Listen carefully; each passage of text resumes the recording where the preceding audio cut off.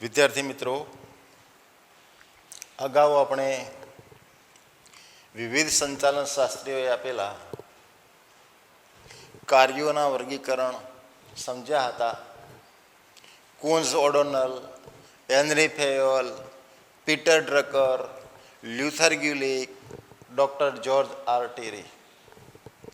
હવે એમાંથી કેટલાક કાર્યોનો વિગતવાર અભ્યાસ કરીએ જે આપણા અભ્યાસક્રમમાં અને પાઠ્યપુસ્તકમાં આપેલા છે.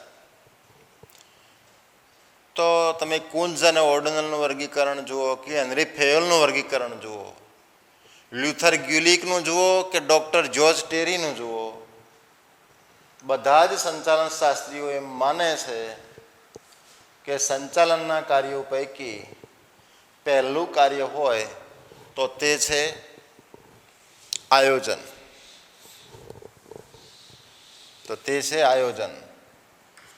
એટલે આયોજન એ સંચાલનના કાર્યોમાં સૌથી પ્રથમ નંબરનું કાર્ય છે.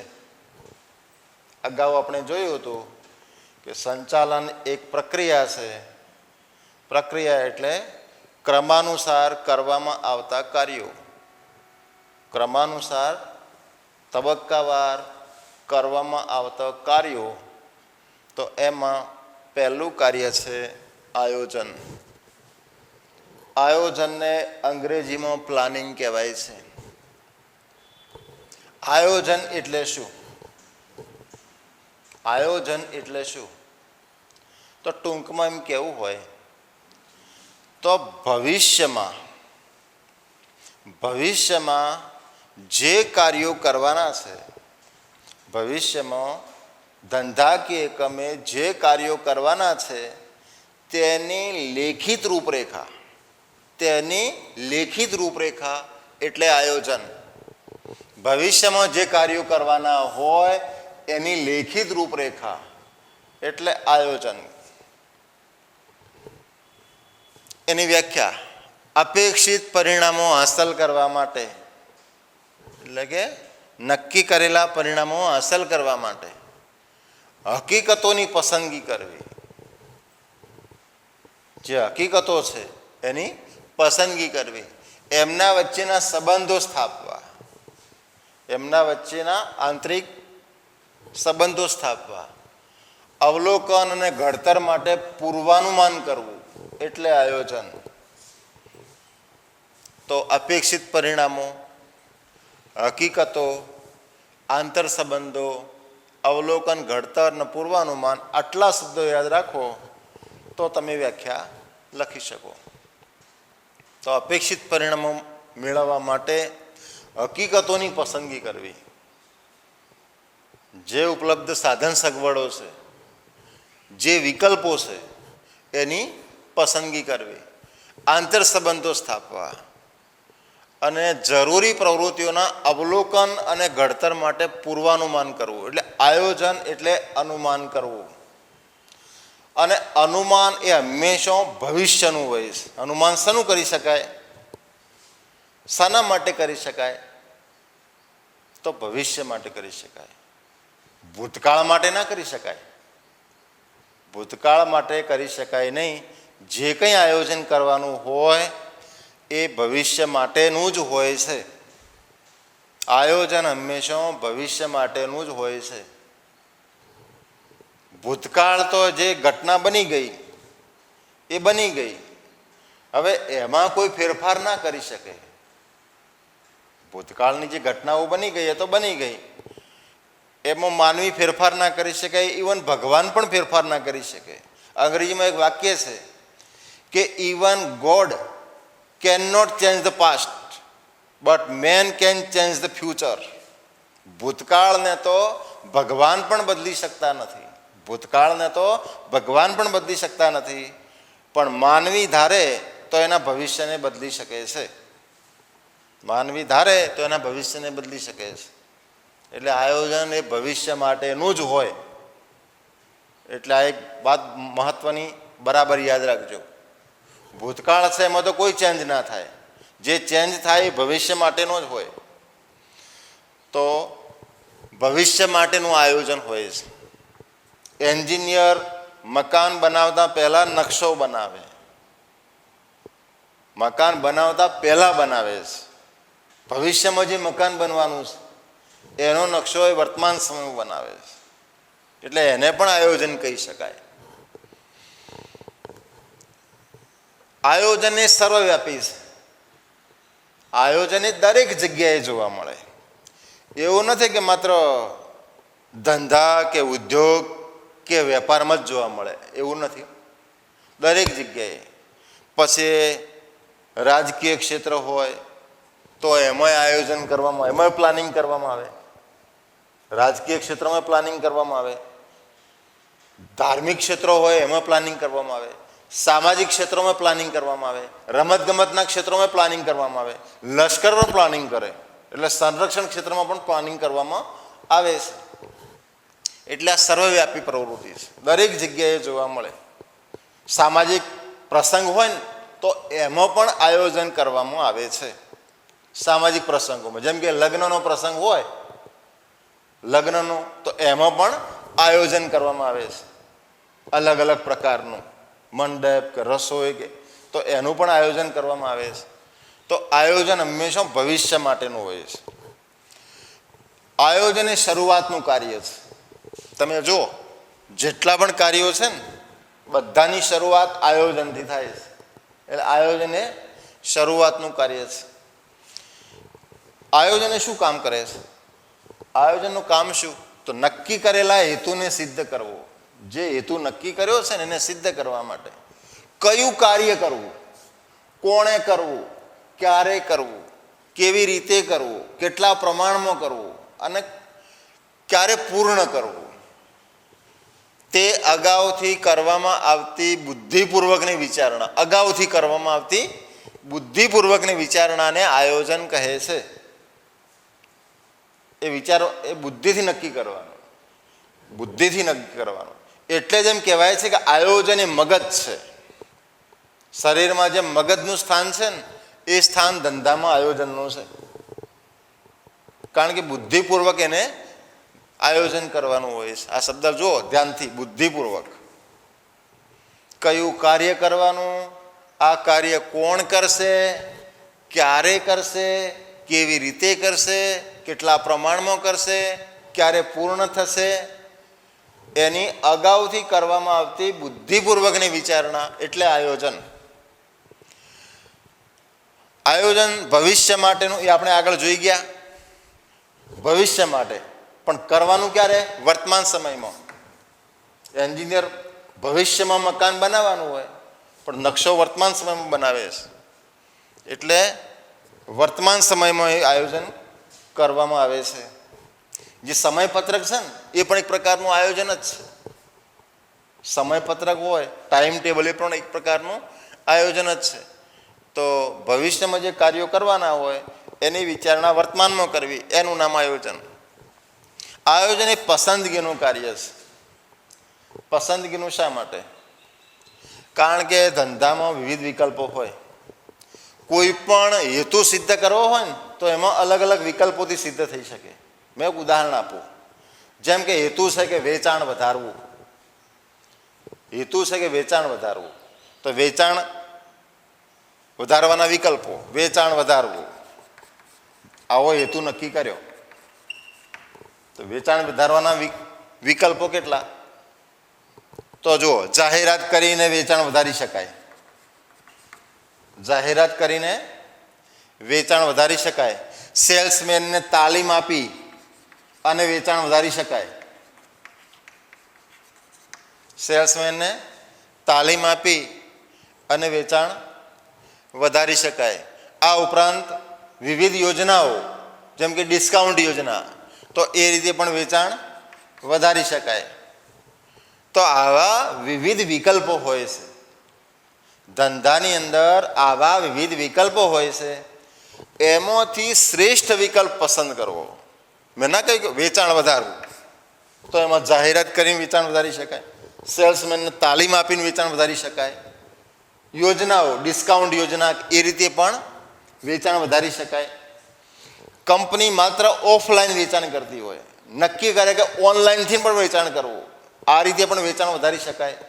રોકડથી વેચતી હોય, નક્કી કરે કે ઉધારે ને હપ્તાથી વેચવું, આ રીતે પણ વેચાણ વધારી શકાય. તો વિવિધ વિકલ્પો હોય છે દરેક જગ્યાએ. એમાંથી શ્રેષ્ઠ વિકલ્પ પસંદ કરવો એનું નામ આયોજન, એટલે પસંદગીનું કાર્ય છે. શેની પસંદગી કરવાની? વિકલ્પોમાંથી શ્રેષ્ઠ વિકલ્પની પસંદગી, એટલે એને પસંદગીનું કાર્ય કહેવાય છે. અન્ય કાર્યો પર આધાર, જો આયોજન સારી રીતે કર્યું હોય ને તો બાકીના બધા કાર્યો સારી રીતે પાર પાડી શકાય. એટલે અન્ય કાર્યો પર આધાર છે. દરેક જગ્યાએ દરેક ક્ષેત્રમાં આયોજન જોવા મળે છે. ધંધાકીય એકમનું મગજ ગણાય છે, કારણ કે એને નિર્ણયો લેવાના હોય, બુદ્ધિપૂર્વકના નિર્ણયો લેવાના હોય, એટલે ધંધાકીય એકમનું મગજ છે આયોજન. આનો વિગતવાર અભ્યાસ અલગ આપણે આયોજનના પ્રકરણમાં કરીશું. તો આ પહેલું કાર્ય. બીજું કાર્ય વ્યવસ્થા તંત્ર, જેને બીજા શબ્દોમાં આપણે પ્રબંધ કહીએ છીએ. બીજા શબ્દોમાં એને પ્રબંધ કહેવાય છે. અંગ્રેજીમાં નામ છે ઓર્ગેનાઇઝિંગ. તો વ્યવસ્થા તંત્ર એટલે શું? તો વ્યવસ્થા તંત્ર એટલે કામગીરી કે વહીવટનું માળખું. જે કામગીરી કરવાની હોય કે વહીવટ કરવાનો હોય એનું માળખું એટલે વ્યવસ્થા તંત્ર, વહીવટી માળખું. તો આ વહીવટી માળખામાં શું હોય? વહીવટી તંત્રમાં શું હોય? તો સત્તા અને જવાબદારી. તો મુખ્ય બાબત આવે સત્તા અને જવાબદારી. વ્યવસ્થા તંત્ર એટલે વહીવટી માળખું, એમાં સત્તા અને જવાબદારી. તો એની વ્યાખ્યા જોઈએ. સમાન હેતુની સિદ્ધિ કાર્ય કરતી વ્યક્તિઓ વચ્ચે સત્તા અને જવાબદારીની વહેંચણી કરતું માળખું. મેઇન શબ્દ છે સત્તા અને જવાબદારીની વહેંચણી. વ્યવસ્થા તંત્રનું કાર્ય લખો, સમજાવો તો તમારા સત્તા અને જવાબદારીનો ઉલ્લેખ કરવો પડે. ફરીથી તમે જુઓ, સત્તા અને જવાબદારીની વહેંચણી. જ્યારે સત્તા અને જવાબદારી વહેંચાય ત્યારે કર્મચારીઓ વચ્ચે અંદરો અંદરના સંબંધો નક્કી થાય, એમની સત્તાઓ નક્કી થાય, અંદરો અંદરની જવાબદારી નક્કી થાય. કોઈ પણ કાર્ય કોણ કરશે એની જવાબદારી વ્યવસ્થા તંત્રમાં નક્કી થાય. તો એનાથી શું નક્કી થાય? જવાબદારી. દરેક કર્મચારીઓ વચ્ચેના સંબંધો નક્કી થાય. આયોજનને મગજ કહેવાય છે, તો વ્યવસ્થા તંત્રને શારીરિક માળખું કહેવાય છે. જેમ મગજ શરીરમાં મગજ નિર્ણય લે અને બાકીનું જે શરીર છે એનો અમલ કરે. મગજ નિર્ણય લે અને બાકીનું શરીર એનો અમલ કરે. તો એ પ્રમાણે ધંધાકીય એકમમાં પણ જે આયોજન કરવામાં આવે ત્યાં એના નિર્ણયો લેવાય અને વ્યવસ્થા તંત્રમાં એનો અમલ થાય. એટલે આયોજન એ મગજ છે, તો વ્યવસ્થા તંત્ર એ શારીરિક માળખું છે. પરીક્ષામાં એક ગુણનો પ્રશ્ન પૂછાય કે આયોજન કોના સાથે સરખાવવામાં આવે છે? ધંધાકીય એકમના મગજ સાથે. વ્યવસ્થા તંત્રને તો વ્યવસ્થા તંત્રના શારીરિક માળખા સાથે, શારીરિક માળખા સાથે સરખાવવામાં આવે છે. તો વ્યવસ્થા તંત્ર, આયોજન, બે કાર્યો આપણે જોયા. ત્રીજા નંબરનું કાર્ય છે, આ બે જોયા. કર્મચારી વ્યવસ્થા. કર્મચારી વ્યવસ્થા નામ પ્રમાણે જ કર્મચારીઓના પ્રશ્નોની વિચારણા કરવી. અંગ્રેજીમાં એને સ્ટાફિંગ કહેવાય છે. ટેરી એમ કહે છે કે એનો ઉદ્દેશ શું છે? સંતોષકારક અને સંતુષ્ટ કર્મચારી દળ ઊભું કરવું. સંતુષ્ટ કર્મચારીઓ એ ધંધાકીય એકમની અમૂલ્ય અસ્કયામત ગણાય છે, અમૂલ્ય મિલકત છે. એટલે સંતોષકારક કર્મચારીઓ ઊભા કરવા, એમને જાળવી રાખવા. એ ધંધાકીય એકમ છોડીને અન્યત્ર જતા ન રહે એટલે જાળવી રાખવા અને એમને વિકસાવવાનો છે. આ એનો હેતુ. ધંધાકીય એકમના હાથપગ ગણાય છે કર્મચારીઓ. ધંધાકીય એકમના હાથપગ ગણાય છે. તમામ આધાર કર્મચારીઓ ઉપર છે. કોઈ પણ ધંધાની સફળતા કે નિષ્ફળતાનો આધાર એ કર્મચારીઓ ઉપર છે. કારણ કે કર્મચારીઓ સજીવ મિલકત ગણાય. એટલે એનું જતન કરવું જરૂરી છે. કર્મચારી વ્યવસ્થામાં કઈ કઈ બાબતો આવે? તો યોગ્ય જગ્યાએ, યોગ્ય સમયે, યોગ્ય સંખ્યામાં, યોગ્ય લાયકાત ધરાવતા કર્મચારીઓની ભરતી, પસંદગી, તાલીમ, બદલી, બઢતી, છૂટા કરવા, નિવૃત્તિ, કલ્યાણકારી પ્રવૃત્તિઓ, આ બધાનો સમાવેશ કર્મચારી વ્યવસ્થામાં થાય છે. યોગ્ય જગ્યાએ કર્મચારી છે ને એની લાયકાત પ્રમાણે એને યોગ્ય જગ્યાએ નિમણૂક આપવામાં આવે છે. યોગ્ય જગ્યાએ, યોગ્ય સમયે, યોગ્ય સંખ્યામાં. જે સંખ્યા છે એનાથી ઓછા કર્મચારીઓ ના હોવા જોઈએ અને વધારે ના હોવા જોઈએ. ઓછા હશે તો કામ કરવામાં અગવડો પડશે, વધારે હશે તો કામ કર્યા વગર બેસી રહેશે, પગારનો ખર્ચ વધશે. એટલે સંખ્યા યોગ્ય હોવી જોઈએ. કામ પ્રમાણે એમની લાયકાત હોવી જોઈએ. કર્મચારીને જે કામ સોંપવાનું છે એ પ્રમાણેની લાયકાત હોવી જોઈએ. એવી લાયકાતવાળા કર્મચારીઓની ભરતી કરવી, યોગ્ય લાયકાતવાળા. એમની પસંદગી કરવી, પસંદગી કર્યા પછી એમને તાલીમ આપવી. જે કામ કરવાનું છે ને એને લગતી તાલીમ આપવી. ત્યારબાદ એમની બદલી કરવી. જે સારું કામ કરે અથવા તો શરતો કરી હોય એ પ્રમાણે એમને બઢતી આપવી. બઢતી એટલે વર્તમાન હોદ્દા ઉપરથી વધારે સારા લાભવાળા હોદ્દા ઉપર મૂકવા, એને બઢતી કહેવાય. છૂટા કરવા, કોઈ કારણસર છૂટા કરવા એ પણ કર્મચારી વ્યવસ્થાનો જ એક ભાગ છે. ઉંમર પ્રમાણે એમની નિવૃત્તિ, એમની કલ્યાણકારી પ્રવૃત્તિઓ, આ બધાનો સમાવેશ કર્મચારી વ્યવસ્થામાં થાય છે. તો આયોજન, વ્યવસ્થા તંત્ર, કર્મચારી વ્યવસ્થા, આ ત્રણ આપણે જોયા. હવે ચોથું, દોરવણી. કર્મચારી વ્યવસ્થાને સ્ટાફિંગ કહેવાય છે. ચોથા નંબરનું કાર્ય દોરવણી, એને ડાયરેક્ટિંગ કહેવાય છે. દોરવણી એટલે શું? તો દોરવણી એટલે કર્મચારીઓને માર્ગદર્શન આપવું અને એમના ઉપર દેખરેખ રાખવી. બે બાબતો આવે, એમને માર્ગદર્શન આપવું અને એમના ઉપર દેખરેખ રાખવી, એટલે એને દોરવણી કહેવાય. કર્મચારીઓને ધ્યેય પૂર્તિ માટે માર્ગદર્શન આપવું અને દેખરેખ રાખવી એટલે દોરવણી. દોરવણી બરાબર આપવામાં આવે, માર્ગદર્શન બરાબર આપવામાં આવે તો જ બાકીના અન્ય કાર્યો વધારે સારી રીતે થઈ શકે. માર્ગદર્શન ઉપર સૌથી મોટો આધાર છે. જો માર્ગદર્શન પ્રોપર આપવામાં ન આવે, દોરવણી યોગ્ય રીતે આપવામાં ના આવે તો એના વગર અન્ય કાર્યો નિરર્થક છે. કર્મચારીઓને પૂરેપૂરું માર્ગદર્શન ના હોય તો એ સારી રીતે કામ કરી શકવાના નથી. એટલે એના વગર અન્ય કાર્યો ધાર્યા પ્રમાણે સિદ્ધ ના થઈ શકે. તો એના વગર અન્ય કાર્યો નિરર્થક છે. એમનું કામ શું? દોરવણીમાં શું કામ આવે? તો સૂચનો આપવા, કામ નક્કી કરવું, કર્મચારીઓને પ્રેરણા આપવી, એમને નેતૃત્વ પૂરું પાડવું, પ્રોત્સાહન આપવું, આ બધું દોરવણીમાં આવે. પ્રેરણા, પ્રોત્સાહન, નેતૃત્વ, સૂચનો, માર્ગદર્શનમાં બધું આવે. માર્ગદર્શન એટલે શું?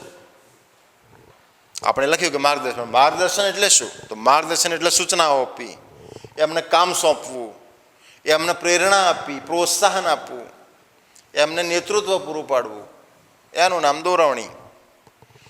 અને સંચાલનની દરેક સપાટીએ આ માર્ગદર્શન આપવાનું કામ છે ને, એવું નથી કે એક જ સપાટીએ થાય, પણ ત્રણેય સપાટી આપણે જોયું હતું ને આવી આકૃતિમાં. ઉચ્ચ સપાટી હોય કે પછી મધ્ય સપાટી હોય કે તળ સપાટી હોય, આ ત્રણેય જગ્યાએ દોરવણી એટલે કે માર્ગદર્શન જરૂરી છે, દરેક જગ્યાએ. એટલે સંચાલનની દરેક સપાટીએ જોવા મળે છે. ઉચ્ચ સપાટીએ જોવા મળે છે, મધ્ય સપાટીએ જોવા મળે છે અને તળ સપાટીએ જોવા મળે છે. માર્ગદર્શનની દરેક જગ્યાએ જરૂર પડે. તો ચોથું કાર્ય હતું દોરવણીનું. પાંચમું કાર્ય છે અંકુશ એટલે કે કંટ્રોલિંગ. જે આયોજન કર્યું, આયોજન એટલે લક્ષ્યાંક નક્કી કર્યા, તો એ પ્રમાણે કાર્ય થાય છે કે નહીં, આયોજન પ્રમાણે કાર્ય થાય છે કે નહીં તે જોવું એટલે અંકુશ. આયોજન કર્યું, કોઈ સમયપત્રક બનાવ્યું, પણ સમયપત્રક બનાવ્યા પ્રમાણે ખરેખર કામ થાય છે કે નહીં એ જોવું, એનું નામ અંકુશ. તો અંકુશનું કામ શું?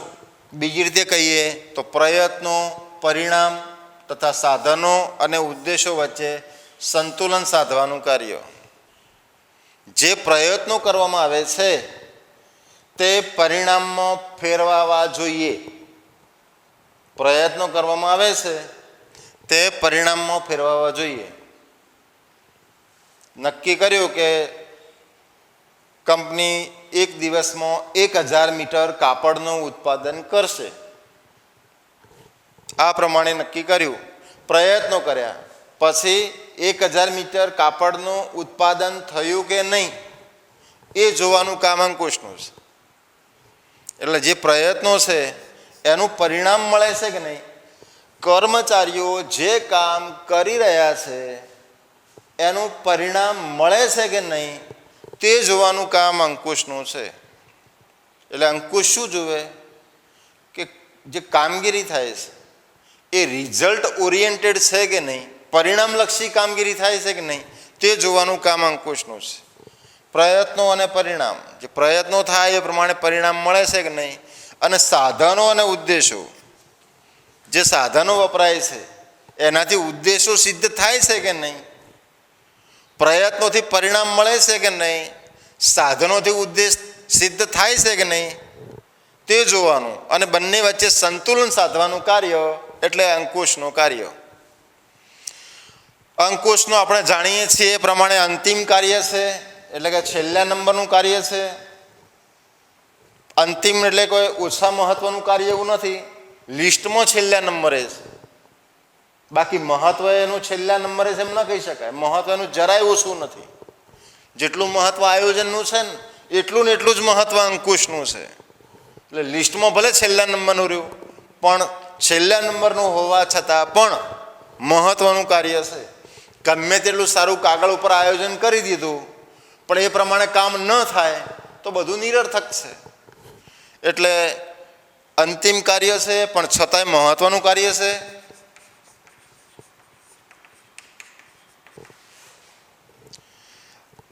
હવે અંકુશમાં હવે ખ્યાલ બદલાયો છે. પહેલાં અંકુશમાં કેવું હતું, જેને પહેલાંના ખ્યાલની વાત કરીએ, જેને પ્રણાલિકાગત ખ્યાલ કહેવાય છે, કે એમાં કર્મચારી બરાબર કામ ન કરે તો એના પર કડક નિયંત્રણો મૂકવામાં આવતા, એના પર પગલાં લેવામાં આવતા. એ પ્રવૃત્તિઓ કરતો હતો એ પ્રવૃત્તિઓને અટકાવી દેવામાં આવતી હતી, શિક્ષાત્મક પગલાં લેવામાં આવતા હતા. એટલે આ પ્રમાણેનું પહેલાં હતું. પણ હવે ખ્યાલ બદલાયો છે. આધુનિક ખ્યાલ છે ને એ હવે હકારાત્મક ખ્યાલ બન્યો છે. આધુનિક ખ્યાલ છે ને હકારાત્મક ખ્યાલ. હવે કોઈ કર્મચારી ભૂલ કરે તો એને પ્રવૃત્તિ બંધ કરાવવામાં આવતી નથી, પણ શું કરવામાં આવે છે, પ્રવૃત્તિને સુધારવામાં આવે છે. પ્રવૃત્તિ અટકાવવામાં આવતી નથી, પણ પ્રવૃત્તિ શું કરવામાં આવે છે, સુધારવામાં આવે છે. પહેલાં કર્મચારી બરાબર કામ ન કરે તો પ્રવૃત્તિ અટકાવી દેવામાં આવતી અને એના પર શિક્ષાત્મક પગલાં લેવાતા, એની બદલી કરી દેવામાં આવે, અથવા તો એને જે વર્તમાન હોદ્દો હોય એના પરથી નીચેના હોદ્દા પર લઈ જવામાં આવે. તો આ રીતે શિક્ષાત્મક પગલાં લેવાતા, એનાથી કર્મચારીમાં ડર પણ રહેતો. હવે શું થયું છે કે ખ્યાલમાં પરિવર્તન આવ્યું. હવે કર્મચારી ભૂલ કરે તો એને સુધારો કઈ રીતે થાય એનું માર્ગદર્શન આપવામાં આવે છે. એટલે સુધારવા માટે એને સૂચનો કરવામાં આવે. પ્રવૃત્તિ અટકાવવામાં આવતી નથી, પણ પ્રવૃત્તિ સુધારવામાં આવે છે. ભૂલો થાય, માનવી હોય, કર્મચારી હોય તો ભૂલ થઈ શકે, એવું નથી કે ભૂલ ના થાય, પણ ભૂલનું પુનરાવર્તન ના થાય. ભૂલ થાય પણ ભૂલનું પુનરાવર્તન ના થાય, વારંવાર ભૂલ ન થાય, એ જોવાનું કામ અંકુશનું છે. એ જોવાનું કામ અંકુશનું છે.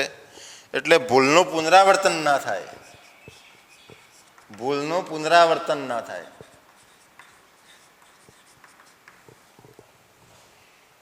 તો આને અંકુશ કહેવાય. આપણે 5 કાર્યો સમજ્યા. આયોજન, ફરી ટૂંકમાં, ભવિષ્યમાં કરવાના કાર્યોની લેખિત રૂપરેખા. શરૂઆતનું કાર્ય છે, એમાં ભવિષ્ય માટેની પૂર્વ વિચારણા હોય છે. આયોજન ભવિષ્ય માટેનું હોય, આપણે આગળ જોયું. પસંદગી એટલે કે વિવિધ વિકલ્પોમાંથી શ્રેષ્ઠ વિકલ્પની પસંદગી એટલે આયોજન. અને ધંધાકીય એકમનું મગજ કહેવાય, કારણ કે એને નિર્ણયો લેવાના હોય. બીજું વ્યવસ્થા તંત્ર, એટલે એમાં સત્તા અને જવાબદારી નક્કી કરવી. પહેલાં દરેકનો અર્થ સમજી લેજો કે આયોજન એટલે શું. ભવિષ્યમાં કરવાના કાર્યોની લેખિત રૂપરેખા. ભવિષ્યમાં જે કાર્યો કરવાના હોય, આયોજન એટલે ભવિષ્ય માટેનું. આ તો મગજમાં યાદ રાખી દેવાનું. ભવિષ્યમાં કરવાના કાર્યોની લેખિત રૂપરેખા એટલે આયોજન. વ્યવસ્થા તંત્રમાં શું યાદ રાખવાનું? સત્તા અને જવાબદારીની વહેંચણી. મગજમાં આ તો યાદ રાખવાનું. આટલું યાદ હશે ને તો તમે બાકીની સમજૂતી લખી શકશો. ત્રીજા નંબરમાં કર્મચારી વ્યવસ્થા. કર્મચારી વ્યવસ્થા એટલે શું? તો કર્મચારીઓના પ્રશ્નોની વિચારણા કરવી, કર્મચારીઓની લગતી બાબતો વિચારવી, કર્મચારીઓને લગતી બાબતો નક્કી કરવી. કર્મચારીઓને લગતી બાબતો નક્કી કરવી, જેમાં ભરતી, પસંદગી, તાલીમ, બદલી, બઢતી, આ બધું. ચોથા નંબરમાં દોરવણી. દોરવણી એટલે શું? તો દોરવણી એટલે માર્ગદર્શન આપવું અને દેખરેખ રાખવી. મગજમાં આ તો યાદ રાખી જ દેવાનું. દોરવણી એટલે શું? માર્ગદર્શન આપવું અને દેખરેખ રાખવી.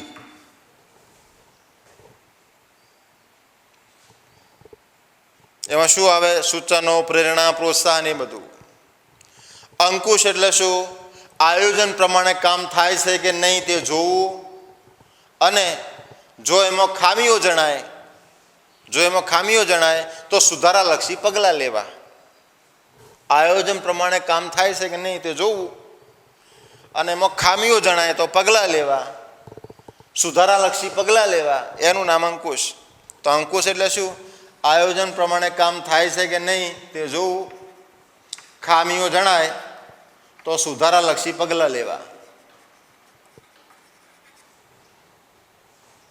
પહેલાં એ પ્રણાલીગત ખ્યાલ હતો, નકારાત્મક ખ્યાલ હતો. હવે આધુનિક ખ્યાલ છે, હકારાત્મક ખ્યાલ છે. અંકુશ એ કોઈ પ્રવૃત્તિ અટકાવતું નથી, પણ પ્રવૃત્તિ સુધારે છે, એટલે એને હકારાત્મક પ્રવૃત્તિ કહેવાય છે. અંકુશ એ નકારાત્મક પ્રવૃત્તિ નથી. અંકુશનો હેતુ ધંધાની પ્રવૃત્તિઓ અટકાવવાનો નથી, પણ સુધારવાનો છે. એટલે એને નકારાત્મક નહીં પણ હકારાત્મક પ્રવૃત્તિ ગણાય છે. એના પછી સંકલન.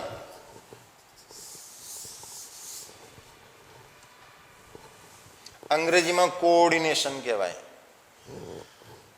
આ લ્યુથર ગ્યુલિકનું વર્ગીકરણ છે, એમાં 5મા નંબરનું જે કાર્ય છે તમે ધ્યાનથી જુઓ. લ્યુથર ગ્યુલિક, પોસ્ટ ડ કોર્બનું સૂત્ર, 5મા નંબરનું કાર્ય એટલે સંકલન. સંકલનને CO એટલે કોઓર્ડિનેશન કહેવાય છે. હવે સંકલન એટલે શું? પહેલાં દરેકનો અર્થ કે આયોજન એટલે ભવિષ્યમાં કરવાના કાર્યોની લેખિત રૂપરેખા. વ્યવસ્થા તંત્ર એટલે સત્તા અને જવાબદારીનું માળખું. કર્મચારી વ્યવસ્થા એટલે કર્મચારીઓની વિવિધ બાબતોની વિચારણા કરવી. દોરવણી એટલે માર્ગદર્શન અને દેખરેખ રાખવી. અંકુશ એટલે આયોજન પ્રમાણે કામ થાય છે કે નહીં તે જોવું. ખામીઓ હોય તો સુધારાલક્ષી પગલાં લેવા. સંકલન એટલે શું? તો સંકલન એટલે એક સૂત્રતા કે સુમેળ. એક ધંધામાં વિવિધ વિભાગો હોય, વિવિધ કાર્યો હોય, એના વચ્ચે એક સૂત્રતા જાળવવી. એક સૂત્રતા. હવે એક સૂત્રતા જાળવવી હોય તો શું કરવું પડે? એના વચ્ચે સહકારની જરૂર પડે. તો સંકલનમાં સહકાર જરૂરી છે.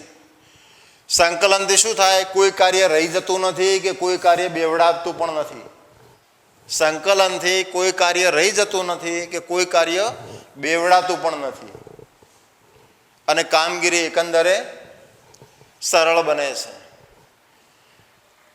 લક્ષણો પરીક્ષામાં પૂછી શકાય. લક્ષણો તો દરેક કાર્ય કરતી વખતે, કોઈ પણ કાર્ય કરવું હોય તો સંકલનની જરૂર પડતી હોય છે. દરેક સપાટીએ, ઉચ્ચ સપાટી, મધ્ય સપાટી, તળ સપાટી, દરેક સપાટીએ સંકલન જોવા મળે છે. માહિતી સંચાર એ કાર્યક્ષમ સફળતા માટે જરૂરી. માહિતી સંચાર કાર્યક્ષમ હોય તો જ સંકલનમાં સફળતા મળી શકે. સહકાર જરૂરી. એમાં બધા વચ્ચે સહકાર જરૂરી છે. સાધનોનો મહત્તમ ઉપયોગ. જો એક સૂત્રતા હોય, સુમેળ હોય અને સહકાર પણ હોય તો એનાથી સાધનોનો શ્રેષ્ઠ ઉપયોગ કરી શકાય છે. સંચાલનનો આત્મા કહેવાય છે. પરીક્ષામાં પ્રશ્ન પૂછાય કે સંચાલનનો આત્મા કોને કહેવાય છે, કયા કાર્યને કહેવાય છે? તમારે લખવાનું સંકલનને. કારણ કે દરેક કાર્યોમાં સંકલન સમાયેલું છે. દરેક કાર્યોમાં, દરેક ક્ષેત્રોમાં સંકલન સમાયેલું છે. રમતગમત હોય ને, ક્રિકેટ મેચ રમાતી હોય તો બધા જ ખેલાડીઓ વચ્ચે સંકલન હોય છે. બધાના જ પ્રયત્નો એક જ દિશામાં થતા જોવા મળે છે. સહકારનું ઉદાહરણ તમને ત્યાં જોવા મળશે. સંગીતનો કાર્યક્રમ હોય તો ગાયક, કલાકારનો, વાજિંત્રો વગાડનાર, આ બધા વચ્ચે સુમેળ અને એક સૂત્રતા હોય તો જ એ કાર્યક્રમ સફળ બની શકે. તો સંગીત ક્ષેત્રનો કાર્યક્રમ હોય, રમતગમત હોય, લશ્કર હોય તો લશ્કરમાં બધા વચ્ચે સંકલન જરૂરી છે. લશ્કરમાં પણ સંરક્ષણ, જેને આપણે લશ્કર કહીએ છીએ, તો એમાં પણ તમે જુઓ કે જમીન દળ, હવાઈ દળ, નૌકાદળ, આ બધા વચ્ચે શું હોવું જોઈએ? સંકલન હોવું જોઈએ. એટલે સંચાલનનો આત્મા કહેવાય છે. દરેક ક્ષેત્રમાં જોવા મળે છે. દરેક ક્ષેત્રમાં જોવા મળે છે. હવે એનું મહત્ત્વ જોઈએ કે સંકલનનું શું મહત્ત્વ છે. તો સંકલન જો સારી રીતે કરવામાં આવે તો અન્ય કાર્યો અસરકારક બને. અન્ય કાર્યો, સંકલન જો વ્યવસ્થિત હોય, કર્મચારીઓ હોય પણ કર્મચારીઓ વચ્ચે સુમેળ ન હોય, આંતરિક વિખવાદો હોય તો ધ્યેય સિદ્ધ થવાનું નથી. કર્મચારીઓ સારા, વેલ ક્વોલિફાઈડ હોય, બુદ્ધિશાળી હોય, પણ બધા વચ્ચે સહકાર ના હોય, સુમેળ ના હોય, એક સૂત્રતા ના હોય તો લક્ષ્ય સિદ્ધ થાય નહીં. પણ જો એમનામાં એક સૂત્રતા અને સુમેળ હોય તો બાકીના કાર્યો પણ કરવા સરળ બને. એટલે અન્ય કાર્યો સરળ, અસરકારક બને જો બધા વચ્ચે સુમેળ અને સહકાર હોય તો. બધા કાર્યો સરળતાથી કરી શકાય છે. સુમેળ, એક સૂત્રતા, સહકાર, એનાથી બધા જ કાર્યો, સહકારથી બધા કાર્યો સરળતાથી થાય. કોઈ કામ રહી જતું નથી અને કોઈ કામ બેવડાતું નથી. કોઈ પ્રસંગ હોય, સામાજિક પ્રસંગ, લગ્ન પ્રસંગ, તો બધા વચ્ચે સંકલન હોય તો કોઈ કામ રહી પણ ના જાય, કોઈ કામ બેવડાય પણ નહીં. સંવાદિતા જળવાય, એટલે કે સુમેળ જળવાય. કામ અને સમય વચ્ચે સમતુલા, જે કામ કરવામાં આવે છે એના વચ્ચે અને સમય વચ્ચે સમતુલા જાળવી શકાય છે. અને હેતુ સિદ્ધિ, એટલે સંકલનનું કાર્ય સારી રીતે થાય તો હેતુ પણ સરળતાથી સિદ્ધ થઈ શકે. તો આ પ્રમાણે આપણે આજે આયોજન, વ્યવસ્થા તંત્ર, કર્મચારી વ્યવસ્થા, દોરવણી, અંકુશ, સંકલન, એનો અર્થ, લક્ષણો અને મહત્ત્વની ચર્ચા કરી. એના પ્રશ્નો તમે ઘરે જઈ અને બરાબર ઘરેથી તૈયાર કરજો, સ્વાધ્યાયના પ્રશ્નો બરાબર જોજો, બોર્ડની પરીક્ષાના પ્રશ્નપત્રો સમજી અને એમાંથી પણ આ પ્રશ્નો તમે તૈયાર કરશો.